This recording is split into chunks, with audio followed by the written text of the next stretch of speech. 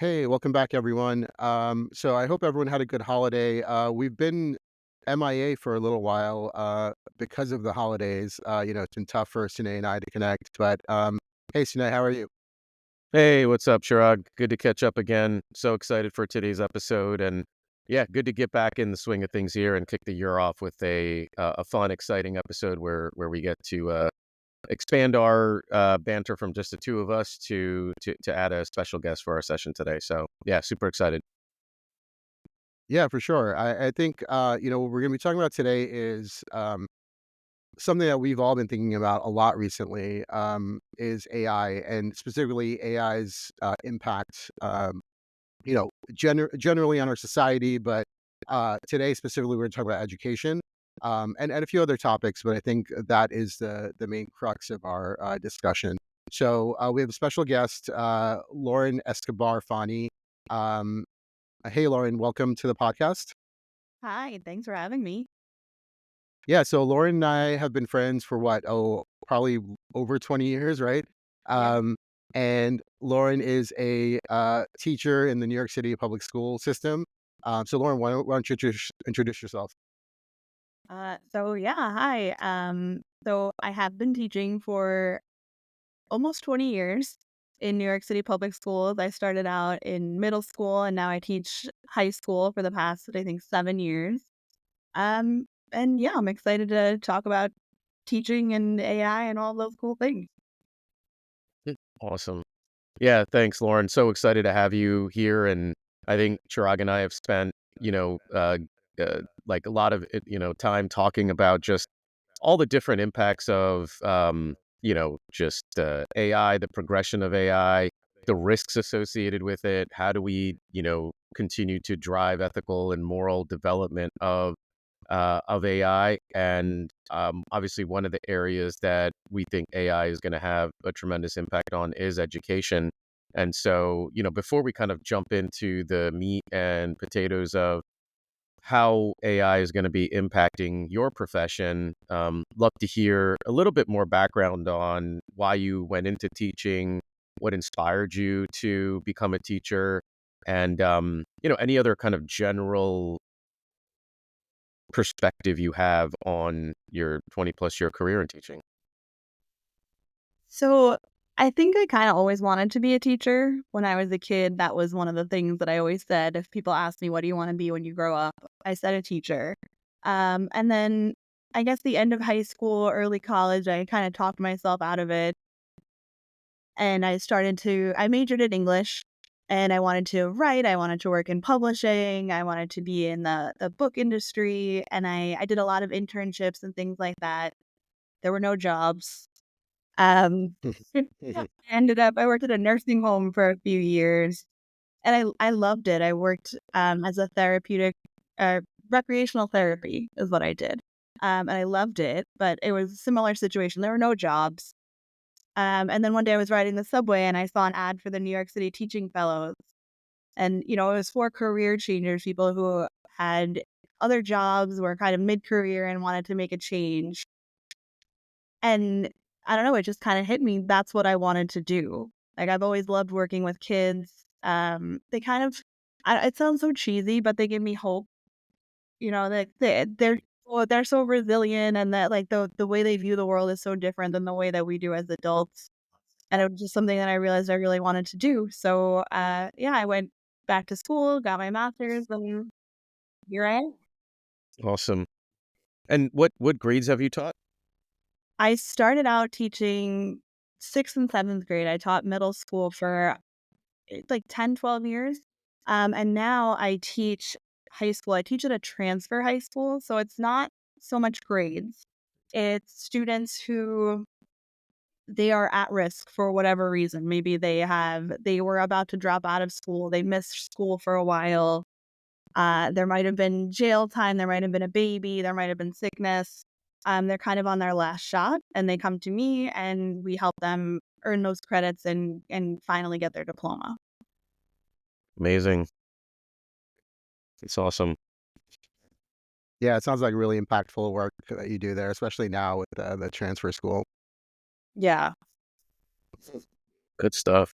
So I guess that's a really interesting, like having a cross section of middle school, high school, seeing how I guess different students, especially, get even segmented between, let's call it our conventional education method, perhaps more of what you were doing when you were following a middle school curriculum versus a segment of a population that are now at risk or need a little bit extra attention to sort of just get the foundation or fundamental like value or importance of finishing school, and you needing to kind of coach them or guide them perhaps in a different way than just like going through a curriculum that educates them on a given subject or something. um, I think as we look at to me that like kind of talks about personalization and the need for, you know, each student having their own either learning style or their own needs that need to be addressed before you can even, I guess, earn the right to educate them or teach them about a given subject. Can you just speak about your own experience and your own evolution and how you've thought of your responsibility when you're coaching, let's say, a classroom versus handling these at-risk children? Yeah, I know when I started teaching at the school where I am now, I definitely came at it differently. And it was such a shock to the system. I used to teach 11-year-old girls. And now I was teaching, these maybe 20-year-old, 17-year-old boys, and girls. But, they're like we were talking about earlier, they're gigantic, they're bigger than I am. Um, and I definitely came at it as like, "Oh, you know what you're doing, and, just listen to what I'm saying, and you've got this." And I very quickly realized that was something that wasn't gonna work. Like, me just telling them, like, "Do this, and then turn it in, and I'll grade it," that wasn't working. And so I realized that it was a lot more about relationships, and I kinda changed the way that I talk to students. It became a lot more about understanding who they are, where they come from, why they're here. There a lot of them now, they're making the choice to be at our school. They don't have to be at school at all. They can sign themselves out, they can go get a GED.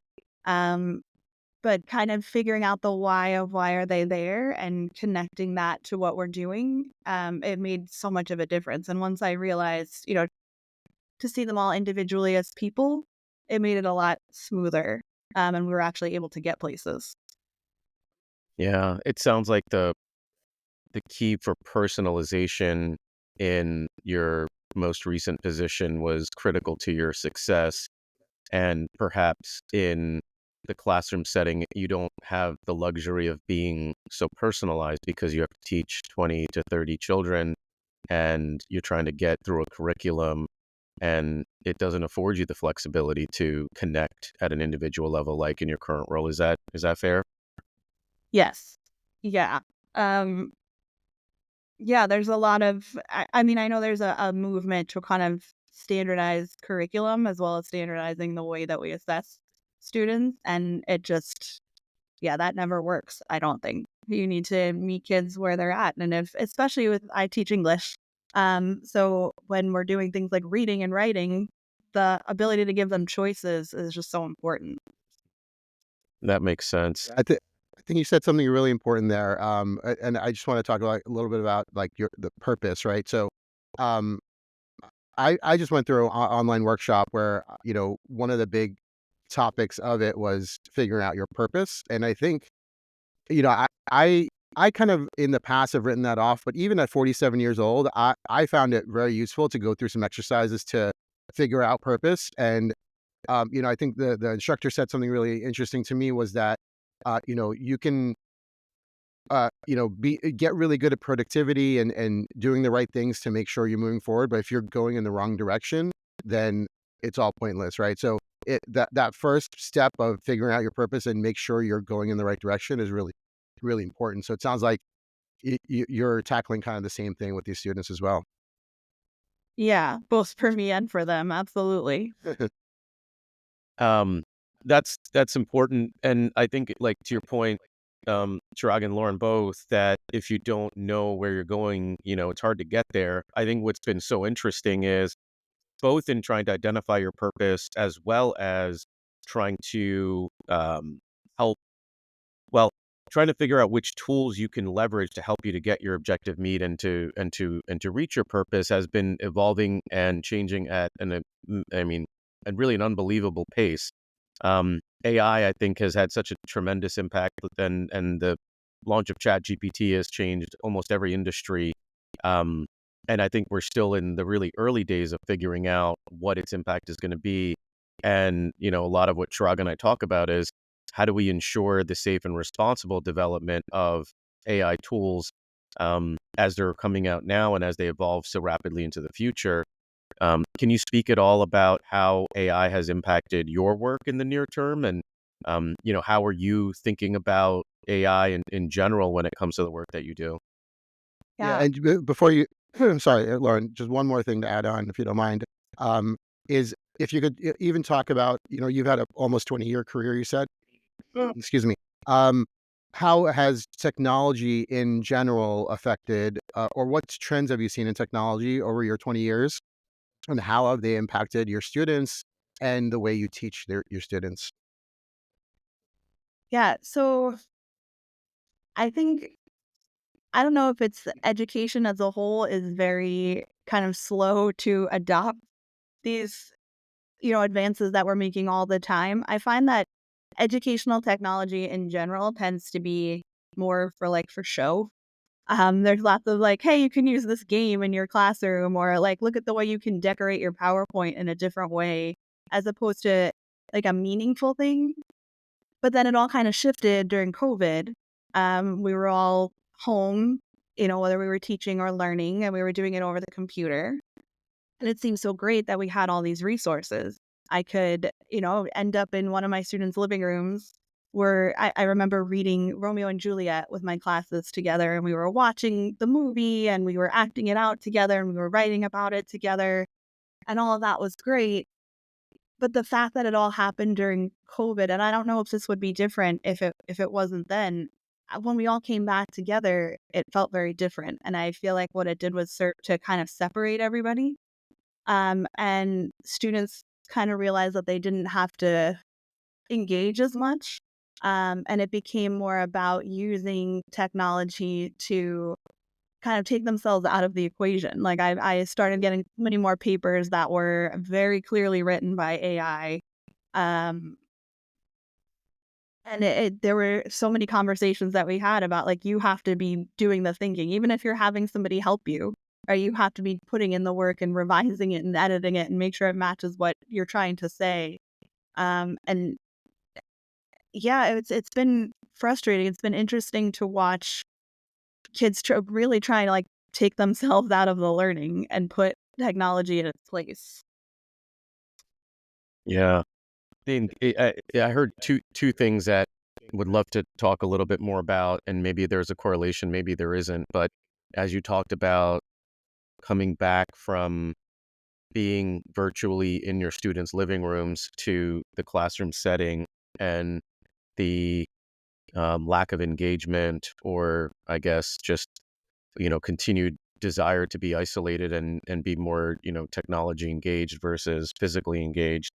Um, do you think that has any correlation with the children also now just wanting to leverage tools like ChatGPT and AI tools to do their work as opposed to wanting to do the work themselves, or do you think those are two separate things?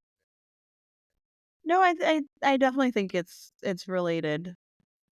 Yeah, I think as a society, we make a big deal out of, look at how helpful this tool is. Look at, you can have so much more free time if you just use this thing to go grocery shopping for you, or to make your to-do list or whatever. And students are seeing that and trying to do the same thing, but not really seeing the, I don't know, the mental work that you have to put into that. Yeah, I can't help but just by that comment, Chirag, like I'd say one of the topics that we talk about the most is about the negative impact of social media on mental health and driving loneliness. And, we do as a society tend to romanticize technological advancements and encourage us as a society to adopt it quickly infuse it into our lives. without thinking about the long-term consequences. And I think only in retrospect have we seen what social media products like Twitter and Facebook have done to our society in multiple regards, right? Loneliness, but also the point that you made about engagement, the physical engagement. I mean, you could probably just see a steep decline in physical engagement as you've seen the acceleration of social media and technology adoption increase. And I think that same playbook seems to be also applied, especially within education, where when we romanticize tools like ChatGPT and AI-enabled technology to help us be more efficient in the world, we haven't really thought through, from my perspective, how to responsibly introduce AI into the education system. And without being purposeful about how we leverage AI in our education system, we run a risk of unintended consequences like we're experiencing now. Um, what are your thoughts? Like, have you thought about, hey, how, if you could wave a magic wand, AI could be introduced, or how can AI be introduced and leveraged in the education system in a productive way? I mean, I think it's the idea of it more as a partnership than as something that can replace the actual work that you're doing. Um, like, I've used it to say, like, could you read this email for me and make sure it's got the right tone, right? It's great for stuff like that, but I tried it for writing an essay for an assignment that I was assigning to students. I think it was about an argument essay. I don't remember the topic. And I had to tell it like 5 separate times. I said, where did you get these sources from? And ChatGPT said to me, I made them up. Oh my God. Like, and it said, oh no, you're right. And it's, I think it's the fact that we need to be aware that it's going to do what you tell it to do. And I've had these conversations with students about research as well, that like Google is only as good as the Googler, right? I'm very hesitant to say let's just use AI without actually teaching people how to use it. You need to give it the right directions, and we don't always know what those directions are. Yeah, it's so true. And a funny anecdote is that someone said to me that their daughter, who goes to Imperial College in London, um, last February they basically banned any AI tools in the school, and then 2 months later, the Russell Group, which is the I guess the overseeing body of all colleges and universities in the UK, came out with a statement on AI and required students to take courses on how to use AI responsibly. So it's such a quick turnaround within 2 months because our first inclination, yes, is to say, you know what, this is not going to be useful, so let's ban it. But then you quickly come to the realization that the Pandora's box is open. There's no putting it back in. So we're going to have to deal with it, and let's teach people to use it responsibly. Yeah. I mean, it's the same as any tool, right? I mean, maybe we were against things like Spark Notes and Cliff Notes, Yeah. 50 years ago, whatever. But now I've seen them, I've used them, and they're incredibly helpful. And I've seen them be really helpful for students who are, they're writing their senior paper on a novel, and they're checking. I had a student the other day reading Handmaid's Tale, and she found someone had made a map of what the US would look like in the time of the Handmaid's Tale, and she had it open as she was reading, and that was super helpful. And I want to encourage students to use whatever tools are available to them, but she's also reading the book, which is the difference. Instead of just relying on AI to read the book for her and make up something about what happened there. What do Right. So you, almost to I use love it that as like a example. co-pilot. Right. No, no, sorry, I was just saying What do you more to think use it as a encouraged? co-pilot rather than offloading work. Yeah, to you. Yeah. And no, sorry, just curious about how, because that seems like what is the desired state based on what you describe. It's like use it as a tool, but not replace, right? Like just reading the book itself. And like how do you encourage more of that? Like have you, like what are some of the tools or techniques you think you can deploy to put that perspective into the kids' heads to say, hey, this is just another tool? Is it just having that conversation, or are there other things that you think through to, have more examples of the kid reading the book while also using ChatGPT or another AI tool to help? Yeah, I know. That's a great question. I think it's a lot of of just trying it out together. I've come to a place in the past few years where I don't really let students work when I'm not watching them. Um, because if I'm not watching them, they will just not do it and rely on the internet. Whereas when we're doing it together, I can watch them use those tools, or I can say, "Hey, have you tried this? Here's a website I've used. Here's a tool that really helps," and just kind of experimenting together with guidance, I think is the best way to do it. But I think just throwing kids in and saying, "Hey, you can search for anything." Um, they don't have the critical thinking skills yet to say this is a real helpful source and this isn't. Makes Yeah. sense. One thing that was speaking of critical thinking, I just saw a study that was published last week in I'm looking at it now. It's in Society's Journal.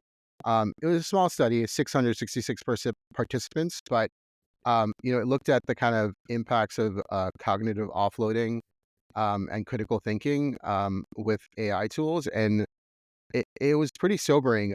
So the data showing, that heavy AI users consistently showed lower critical thinking scores, and that younger professionals were becoming dangerously dependent on AI tools. And we're only 2 years in, and so that's a little bit scary, and especially for younger people, right? Students and people who are still developing their critical thinking skills. If they start offloading some of that work, they're not going to get the baseline kind of knowledge and learning how to learn, right? Essentially, that we all got before the AI age.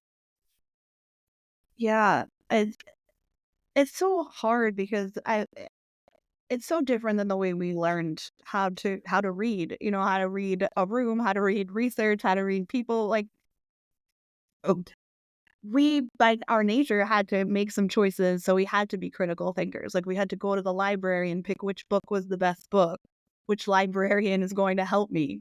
And Right. now it's just information is everywhere.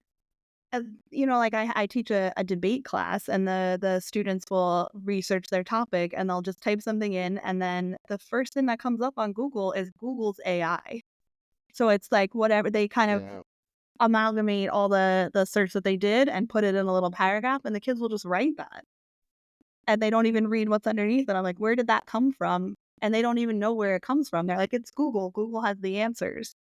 And it's just so fascinating as somebody who has a background in doing literary research and, critical searching that they're not asking anything. They're just, that's information. Okay. It's on a screen, so it must be true. Yeah. And I wonder how much we I don't know, maybe fighting is not the right word, but maybe resist that progression if we don't have a infrastructure to help drive what the healthy relationship is and the healthy balances of self-guided thinking and physical interactions and reading the book while leveraging AI as a tool versus just taking the shortcut of, hey, I don't need to think about this stuff. I don't need to worry about this anymore. All I need to do is just put the prompt into ChatGPT and it's going to tell me everything I need to do. And how do you see us evolving, teaching children the creative process, the critical thinking skills that are necessary, even with AI as a tool? Because that's not going to teach them the critical thinking. It's kind of like, it's not a chicken or the egg in my perspective. It's like you need the critical thinking in order to leverage the tool properly. Yeah. I mean, I don't know. I think so much of it comes from early education, and before you put a computer, an iPad, a phone in a kid's hands, like what does that look like? Are we having conversations with them while we're reading, while we're learning about the world, or are they just accepting? um and I think part of it is just like our values as a society. Like, do we value creativity? Do we value asking questions? Do we value innovation and curiosity and wondering, or do we just value work and productivity? And that's what we see in education now. That's why students are just saying, "Hey, AI, write a paper for me," because they just want the outcome. To them, they're not thinking about I'm learning this and I'm learning this about myself and I'm being curious, adding this to the world. They're seeing like if I turn in a paper, I get a grade and a grade gets me a diploma and a diploma gets me a job and that gets me money. And I don't think that's on the students. I think that's our society, that's our values. I, I was just laughing to myself, Lauren, because I started thinking, like, is the world that we're going in, like, who can write the best Google query? Who can write the best ChatGPT prompt? Like, is that what we start evaluating kids on? Is just how good they are at prompting the tool? Yeah. Yeah, it's just crazy. Yeah. And then we're getting to the stage where, what's coming next, at least what I've been reading about what's coming next is agentic AI, right? Where you have agents doing the work for you. So you don't even have to be a good prompter. You could just tell an agent what results you want, and then it's up on them to figure out what to do, all the steps in the process. So I mean that's even crazier to think about of, what does the world look like when that happens? And how are we gonna how are we gonna teach our kids to use that? And yeah, so it's just something crazy to think about. Yeah. I love the point on values and the early childhood education piece. And I feel like that is really where that that foundational behavior of how to approach education is really critical. Um, if you like, I can, and this goes a little bit back to like the whole personalization and, depending on how you're raised to embrace technology or embrace physical interaction or, just immerse yourself in, a book and go and wander and be creative, or immerse yourself in nature and be creative there. Like, I wonder how much we have to be focused on putting in the right steps in that early education piece so that we're not trying to undo bad habits if they have, if they've already been formed, given that society is putting such an emphasis on technology adoption. Yeah, and I mean, that's the piece that educators and researchers are always focused on and arguing about is how do we teach kids to read and the best way to approach it. And I think it does come down to a lot of do we just give them the formula like this letter makes this sound and then you put it all together, or is it about meaning making? Is it about using the whole page and the picture and do you have a conversation with them? And yeah, it's interesting because that's what people have been arguing about for, I don't know, the past 70 years in educational research. And now it's all coming to a head because we have tools to make it even easier where you don't have to do the thinking. And do we rely on that or do we not? Yeah. Yeah, and how much of kind of students' attention spans comes into that? I mean, I've been seeing a lot of in my reading a lot of studies and different even anecdotally of that students just can't read a book anymore. That that's too much. Like they just don't have the attention span to read a full book. I mean, have you been seeing that in your kind of experience? Yeah, even when I started at this school, I remember during my interview they said to me like, what would you love to teach? And I was like, oh, I've never taught The Great Gatsby. I've been teaching young kids. I'd love to do that. And the administration was kind of like, yeah, it's really hard to read a book. We might do some excerpts. And when I first Oh my god. started, I was like, oh, okay. So I guess I just teach excerpts. And I love short stories. So I do a lot of short stories. And then I don't know, at some point I was like, you know what? This is kind of BS. Like, how can you graduate high school without having read a novel? And it's possible.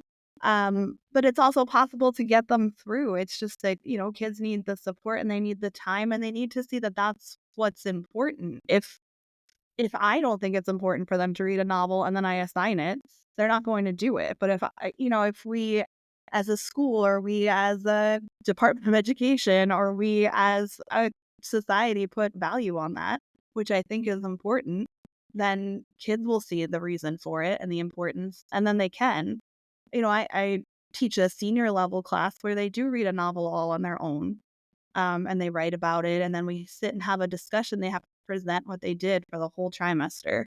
And those are my favorite moments when kids are able to say, like, I haven't read a book since I was 10, and I read a book for your class, and I feel so good and so proud and so accomplished. But it is a struggle. Yeah, I mean, have you seen, look, we've had social media for or widespread social media use for what, 10 to 15 years now. Have you seen a decline in or some kind of a trend in attention spans and whether or not even I'd say even attention spans in your classroom of decreasing attention spans at all? I Yes, and I think so much of it has to do with the phone. It was one thing when Facebook was on the computer and it was a whole process to open it and log in and whatever. And now there's so many different social media accounts and they're constantly at your fingertips and pinging. And where our brains are trained to notice, if something happens on my phone, if there's a sound, if there's something lights up, I'm going to look at it. Right. And so, me standing in the front of the room becomes a lot less interesting than what's going on the phone. And that becomes like a pressing issue. I need to know why there's a notification. What if it's my mom? What if it's my boyfriend? What if it's whoever? And it is a struggle to get them to ignore that and to understand Yeah. that it's it's so refreshing to be able to sit and have a conversation with your teacher instead of looking at your phone. But it's a fight every day, every period, to get kids to pay attention, to listen. Yeah, it's that dopamine response, right? And I sat through a great talk by this neuroscientist named TJ Power. He has a new book coming out called The Dose Effect, which is talks about the chemicals in our brain, and one of the major ones is dopamine, obviously. And he talks about throughout our history about how our dopamine response was very level, right? Like anything like as hunter gatherers, we would go hunting or gathering food. Essentially, that was our main purpose, right? And our dopamine response was that it would very slowly increase, and then we would do the thing, right? And then it would come back down, and it would all be pretty level. But now with social media and our modern society, we get these spikes. So you get a spike of dopamine, but then you get a crash right afterwards, and much lower than we're intended to have, right? Like our dopamine level crashes. And then so we look for those spikes. So essentially it's addiction, right? It's a Mhm. pattern of addiction. And that's what all the stuff, you look at social media use, porn, all kinds of stuff, right? It's all gives you these, and even sugar gives you these dopamine spikes and crashes. And we have to, yeah, I think it's important that, like you said, we have to remember that those slow pleasure activities that give us a slow rise in dopamine, that they're so much more satisfying and impactful longer term. Yeah, I mean, it's not just kids, right? Like, I feel it. I Absolutely. saw some post online the other day about being so proud of yourself that you were able to watch a movie, like, stare at the screen instead of the other screen. Um, Yeah. it's so rewarding to just have a conversation with someone, and I feel like that's what kids are struggling with. And again, the fact that COVID happened in the middle of all of this, like, we were like, "Hey, don't have a conversation with anyone for a whole just stay in your room and that's normal." And then we tried to push them back together. Like it was when we came back, it was like 2 years of me forcing kids to do group work before they would actually do group work. They would like, no, no, no, I just want to stare at my phone and not talk to anyone. Yeah. I mean, it's one of the major reasons we started this podcast, right? So, Yeah, no question. And I like as we're having this conversation and we're looking at how not only your career, Lauren, has evolved, but just like how you've leveraged technology in your classroom to focus on it as a tool. And Chirag, like what you were saying, the advent of, well, not even the advent, but like now the like further proliferation and power of the agentic AI. I'm wondering as that tool becomes even more powerful and we look at what it means to have like good citizens and a productive society that shapes children for the jobs and the needs of the future. Um, do you see your responsibility as a teacher and the teaching profession itself focusing more on values education and what it means to live a good moral life versus, when to use a semicolon, what it means to use subject, noun, verb, all of the kind of technical skills that you impart upon children in your education curriculum being replaced or increasing amount of um, uh, that effort being placed on AI and your need to focus more on good value creation in children being a greater part of your responsibility. Definitely. Um, Although it's hard to have those conversations with especially teenagers. Um, I said something similar to that the other day to a group of students. I said, I don't remember exactly what we were doing, and I said something about like, well, it's my job to teach you to be a good person. And they all scoffed at me at like, no, that's not your job. And I was like, well, why do you think I'm here? Like, there's spell check and grammar check on every word processing software that you could ever have. Like, I don't need to teach you I before E except after C. I need to teach you like how do you think about the way that you communicate with people and why is that important? And I've been having those conversations like more one on one too. Like, this is why I teach novels, like to teach you how to view the world and be an empathetic person. Um, More than semicolons, which, they're important to me. Uh, Maybe that's not something that you need to know in order to progress, in your life. Yeah. Ha- uh, Speaking of AI as a tool and just even your approach, like how how critical is personalization? I mean, obviously, teaching a classroom versus teaching individual students. I mean, we know teaching individual students is obviously the preferred way, but it obviously doesn't scale very well. Um, can you talk through how you see AI enabling more personalization in the work that you do? So I have never been an early adopter of any technology, so I haven't played around with it enough to say, "Oh, it's so great for this." But I do think that it it can allow students to kinda explore things a little more on their own. I think that, teaching them to use it as, like, a research tool or giving feedback, all those, like, Grammarly and things like that where you can get feedback on your writing, um, which, takes a little bit of the burden off of me because now I'm not, necessarily revising 30 papers at once while they're in front of me.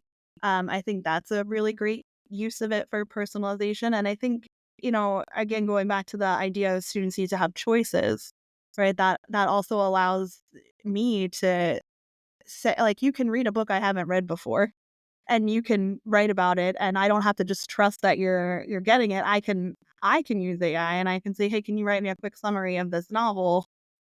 So that I can understand if they're getting it or not. I kind of see it going that way as more of a kind of like an assistant to me and an assistant to the students instead of something that's kind of taking the mental work, the thinking work out of it. Makes sense. Yeah, I mean, there's also the kind of personalization. Like I've been doing a lot of AI courses, and hyper personalization is a big topic.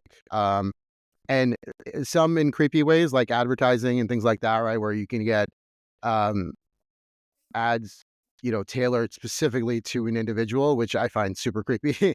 But Yeah. in an education setting, I think if you can feed a student profile into an AI, and it can give you personalized teaching methods for that particular student. I think maybe, like maybe some students learn better visually and some students learn Mhm. better, I don't know, like by writing or, whatever the case may be, whatever the different learning methods are or styles are. Do you see that as a potential tool, or do you find that creepy as well? I mean, I could see how that could be creepy as well, but what do you think about that? I mean, it's all creepy. I'm definitely freaked out by it all the time. Yeah. But I think, like you said earlier, like the toothpaste is out of the tube, there's no getting it back. And I think it is about Yeah. harnessing it to use it where we can. And yeah, I think if I can say, hey, like you can use this to doubt a scene, and you can use this to draw it, and you can use this to write about it, I think that's great. Lauren, Yeah. thinking a bit institutionally, how, like, obviously you're tasked with figuring a lot of this out on your own amongst your population, and I know there's curriculums and other, I guess, institutional, like, decisions that are being made that are being pushed down to you, like the example of like, wait, what do you mean we're not going to teach a book? We're going to teach an excerpt from a book? Like, that makes no sense to me. How do you see that conversation happening, and perhaps even other teachers that are trying novel approaches and finding ways in which a tool like AI can be deployed in a very positive way, in an encouraging way, in a successful way, to deliver, the goal of creating the workers of the future, and the individuals that can contribute to society in a positive way in the future, so that we can take what's working really well in a given institution or a given system and scale that out to the rest of the country, and still keep that personalization and, need for nuanced approaches across the different pockets of society at the forefront as well. Huh. Yeah. I mean, the the US is a big place. And yeah, there's this idea that we can have this like one rule, one curriculum, one thing that we're all going to do that will help everybody. And I don't think that works. Um I think, and this is my viewpoint, but I think at some point we need to trust teachers, and we need to say, like, this is what you've been trained to do. This is what you've been doing for your whole career. You are a professional, and you can use it as you see fit. I don't think there's like a one size fits all approach. Um, I have been through many iterations of curricula that have been passed down to me from a school, from the district, from the city, from the state. Um, and it never works. There's so much that you have to do to fix it, to make it fit your kids, um, and your own particular teaching style as well. And I think that AI is the same. I mean, some people are just going to be completely uncomfortable with it and say, not in my classroom, not in my school. And there are going to be people who are more able to use it. And teaching is, I guess, like all industries where, like the younger people come in and they change things and they make it their own. So there's going to be the, 24-year-old teacher who comes in and teaches next door to me and is super excited to, ChatGPT every day. Whereas I'm more like, hey, we're writing on loose leaf for the next 6 months because I can't. Um, and I think all of that is okay. I think there's so much of teaching that's teachers fighting with people who are not teachers, about how we use things to reach our students. And I think it's okay to trust teachers. I think we have to do that. I think I hear you in saying less bureaucracy and more trust. Yes. That resonates, I think, for every industry. Certainly the industries that Chirag and I work in, and it sounds like it resonates for the educational industry as well. And I think it's such an interesting, like within education specifically, trust is such an interesting word, because you almost have this, I don't know, like, inherent trust from parents that are sending their children into the school itself, and then you have the trust of the individuals that are then engaging with their children, and that we've all agreed to as a social contract is what we do. Um, I think as a parent, when you do send a child into a school, it is important on understanding what the values and, I guess, wishes and objectives of the individual school are, because that needs to align in some degree for there to be trust that, hey, yeah, I'm going to send my kid to this school. I have to, and you feel okay about it. And then that also inherently will influence the individual that are teaching in that school as well. Um, can you speak to that a little bit? Because obviously there's, like, I guess, the district, the individual school itself, and then there's the individual teacher. and how do you think, like, is that bureaucracy also broken, or do you think there is some trust still in that hierarchy? Um, it depends. Like, teaching for so long in New York City, where the it's the largest school district in the country, and we are under the control of the mayor, right? So every 3 years, there's a new mayor, and then there's a new chancellor. And I don't know how much you know about what's going on in New York City right now, but we have a new chancellor again because of corruption and resignations and investigations and all kinds of things. So every few years, there's some kind of new thing that's passed down to us where it's like, here's our initiative now. Now we're online, and so it's as much as we have to have the people that trust the teachers, it's also the teachers trusting the people in charge, the district, who are often not educators.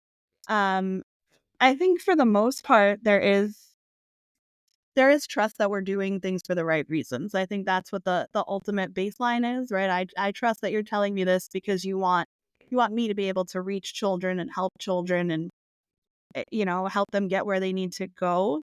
Um, but especially in the current climate that we're in, there's so much of not trusting other people's agendas who are, politically motivated. Like, I don't necessarily trust that you're doing this because you want me to be a better teacher always. I might, suspect that you're doing this because it looks good for this election year. And it's really hard to parse all that out. But I think for the most part, at least with like parents that I've interacted with, it does seem like people trust that we're kind of all in this together. And we're just all doing the best we can. It's just that we might not know what the best is. Yeah. What a very positive perspective and encouraging perspective. I think that's such a I think that that's the maturity of a process that is undergoing through very, very rapid transformation, whether it's through technology, whether it's through coming out of a pandemic. But clearly all of us as a society are in a very, I would say, transitory state. I don't like we're definitely not in a steady state that's predictable. I mean, Chirag and I talk about, like, and I'm sure you experience this. Of course, you're in this, and you're in this industry. Like, we like most of what my kids are even still learning now is very much from the Industrial Revolution. Like, we still have bells that tell kids to go from one classroom to the other. Yeah. Like it just doesn't fit with like how much we need to transform our education system to support modern society and the way that we work. And um, it's encouraging that you are feeling, and that we have teachers like you that are taking on the responsibility of teaching our children good values to be good people, and owning that, and like breaking the and setting that as an expectation of when children come in your classroom and say, yeah, that is what I want to do. And that's super encouraging from my perspective. So thank you so much. Yeah. Thank you. Yeah, I think there's a balance to be struck, right? Like you said, that all the upheaval every 3 years probably isn't great to experience, but then you also want to make sure that you're advancing the profession and the industry, right? So how do you strike that balance? So I'm sure that's a struggle for everyone, and hopefully we can figure it out as we move forward. Yeah. Awesome. Should we do some rapid fire?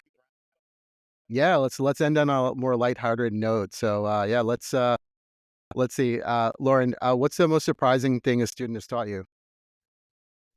Oh, that's a great question.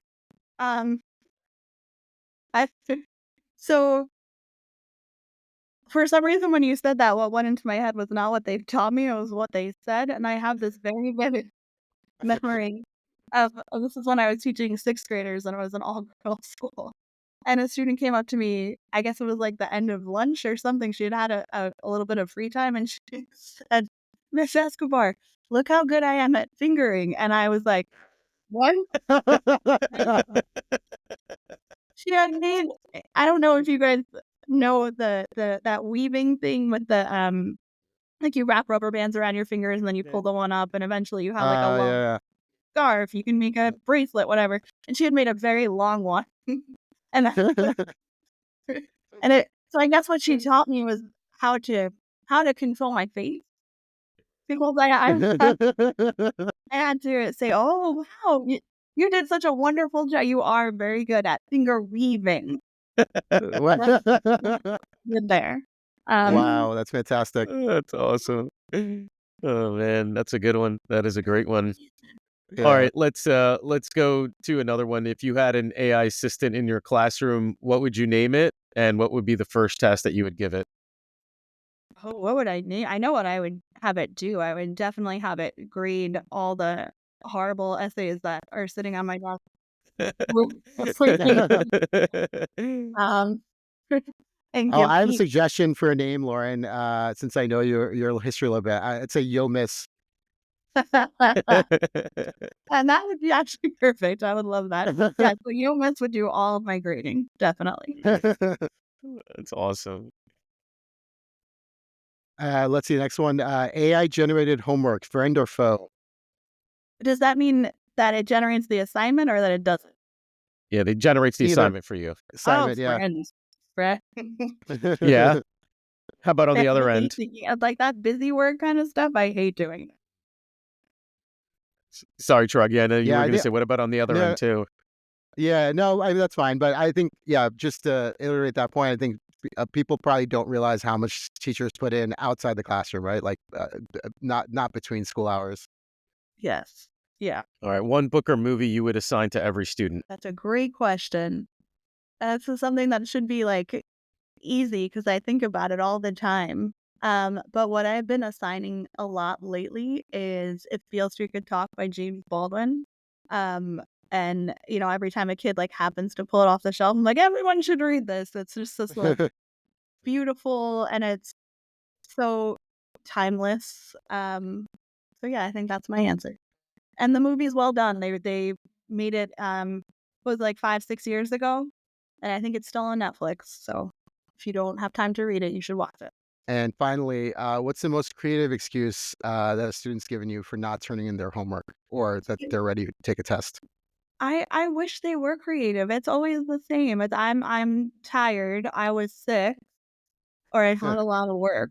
Like if they gave me a creative excuse, I'd be like, "You got an A. Like you don't have to do it." It's like trying to get out of a traffic ticket or something with the cop, right? Yeah, Like like if you can. I'm tired of the I was too tired, or I was sick and my mom also had a runny nose. So, to any students out there listening, come up with creative excuses, and maybe your teacher will let you get away with Yes, you will totally get away with it. Impress me. it. All right, man. I think we can wrap it here, Lauren. This was super fantastic, and it gave me a lot to think about, and hopefully the audience has got have got their gears moving in how education is continuing to evolve, how AI can further be developed to help educators and ensure we're creating citizens that are going to be productive in the future. So certainly invite our listeners to share their thoughts and the role on AI is going to create in education in the future. And we'll certainly continue to talk about this in the future as well. So thanks so much. Thank you. This was fun. Thanks so Yeah, much. thanks so much, Lauren. We really appreciate it. And we've been trying to end our episodes on a quote, which we haven't been doing consistently, but I thought this was a good one to end with a quote. So we'll end with education is not the filling of a pail, but the lighting of a fire. And that's by William Butler Yeats. So we thought Oh, that was a good one. That's a yeah, great one. awesome. I love that. Yeah. So thanks for all you do, Lauren, as a teacher, and to all the teachers out there. I mean, our society couldn't exist without them. So yeah, thanks for everything. And thanks for joining us. Thank you. That's the pod. Thanks all. That's a pod. Thanks, everyone. Until next time.